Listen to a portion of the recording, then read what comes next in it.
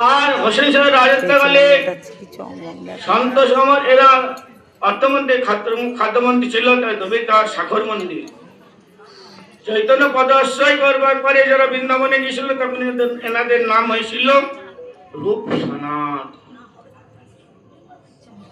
আর বল্লভের পুত্র হচ্ছে জীব গোস্বামী। বলো রাধারানী কি জয়। এবারে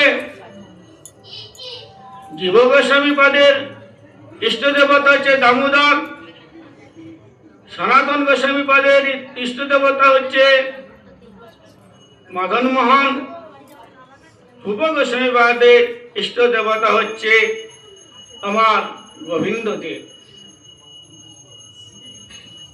আর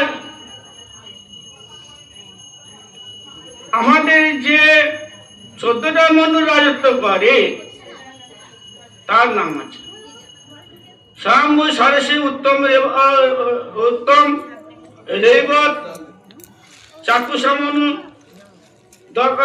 চাক্ষুষমনে শ্রাবণী